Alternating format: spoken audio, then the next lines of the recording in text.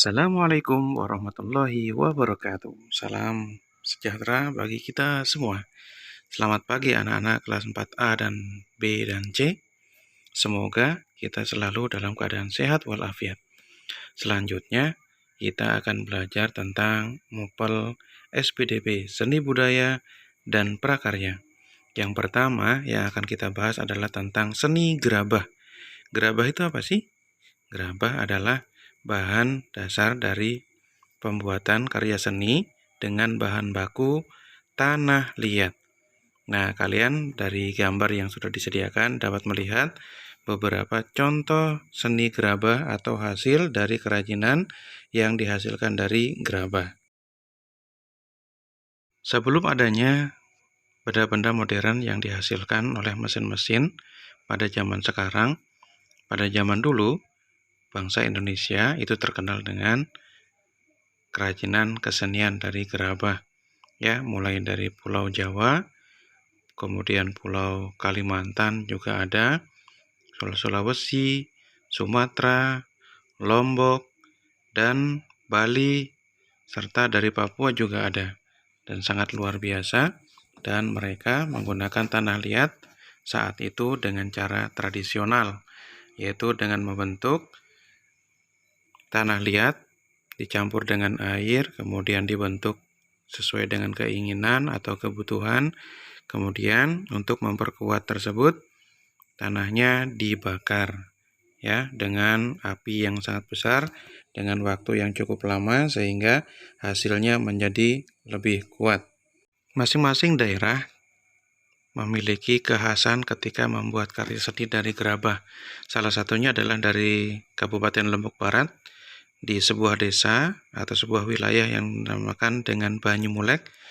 Mereka memiliki karya seni unik yaitu kendi maling.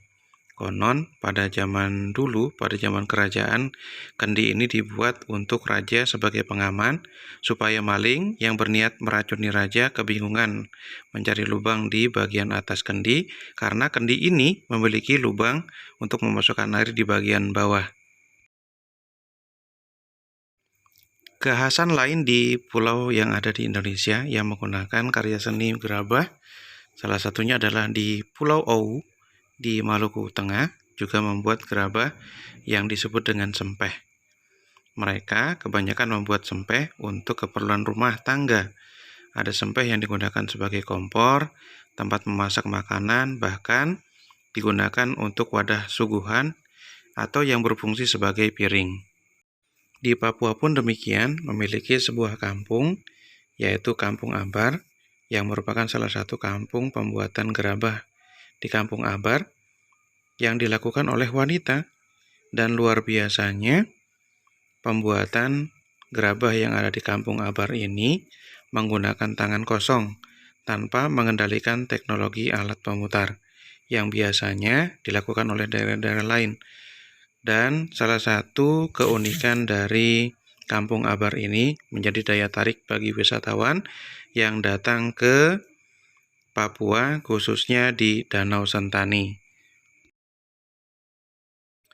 Selanjutnya anak-anak, setelah kita mempelajari sedikit tentang karya seni gerabah, selanjutnya kita akan melanjutkan pelajaran SPDP, yaitu menyanyi sesuai dengan tinggi rendah nada. Nah, kalian pernah mendengar ya, atau pernah menyanyikan lagu Abuse yang berasal dari Papua. Nah, di situ kalian bisa merasakan di mana nada yang rendah dan nada yang tinggi. Nah, untuk mengetahui lebih lanjut, mari kita bernyanyi bersama-sama lagu Abuse dari Papua. Sebelum kita menyanyikan lagu Abuse dari Papua, sebelumnya kita harus belajar tanda-tanda atau cara menyanyikan tinggi dan rendah nada, di mana apabila kita melihat dalam sebuah notasi angka, dalam not balok, yang terdapat titik di bawah, maka harus dibaca rendah. Apabila tidak ada titik, maka dibaca sedang, sedangkan apabila terdapat titik di atas angka, maka harus dibaca dengan nada yang tinggi. Baik, selanjutnya kita akan mencoba menyanyikan lagu Abuse dengan menggunakan nada tinggi dan rendah yang baik. Selanjutnya kita akan belajar tentang tinggi dan rendah nada dalam sebuah lagu daerah dari Papua yang berjudul Apuse. Apuse kokondao yarabe sorendoreri wuflenso baninema baki pase arafabe aswara kwar arafabe aswara kwar. Nah, setelah kalian menyanyikan lagu tersebut, kalian dapat merasakan mana nada yang tinggi dan mana nada yang rendah. Untuk lebih jelas, kalian bisa melihat not angkanya ya, di mana ada titik di atas, tidak ada titik, atau ada titik di bawah sebagai tanda tinggi dan rendah nada. Setelah kita belajar tentang tinggi dan rendah nada, selanjutnya kita belajar tentang tempo. Nah, tempo sudah kita pelajari di semester 1. Tempo adalah cepat dan lambatnya bunyi. Nah, tempo secara umum dibagi menjadi 3, yaitu tempo cepat, tempo sedang, dan tempo lambat. Nah, ada juga beberapa nama tempo di mana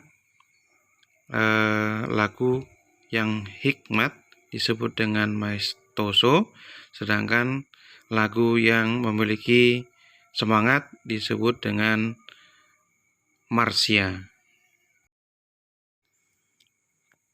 Tempo adalah cepat atau lambatnya lagu yang dinyanyikan, sedangkan nada adalah bunyi yang teratur. Nada dibagi menjadi 2, yaitu nada yang tinggi dan nada yang rendah. Sebuah lagu apabila dinyanyikan dengan baik dengan nada yang tinggi dan rendahnya sesuai dengan aturan, maka lagu tersebut akan terasa lebih nyaman atau baik untuk didengarkan dibandingkan dengan lagu yang dinyanyikan dengan nada yang tidak sesuai dengan aturannya. Salah satunya adalah lagu dari Jawa Tengah yang berjudul Suwe Ora Jamu. Kita coba untuk menyanyikan sebuah lagu yang berjudul Suwe Ora Jamu yang diciptakan oleh El Manik. Suwe ora jamu, jamu godhong telo. Suwe ora ketemu, ketemu pisan gawe gelo. Alhamdulillah, hari ini kita sudah belajar tentang karya seni gerabah, kemudian tinggi dan rendah nada, dan juga tempo. Nah, dari gambar yang ada, kalian bisa melihat beberapa jenis tempo. Ada 3 ya, ada cepat, sedang, dan lambat. Baiklah, anak-anak sekalian, mudah-mudahan bermanfaat penjelasan yang sangat singkat ini. Dan mohon maaf apabila ada kesalahan atau kekurangan. Terima kasih atas perhatiannya. Jangan lupa kode kelas untuk hari Rabu, yaitu moderato. Terima kasih. Assalamualaikum warahmatullahi wabarakatuh.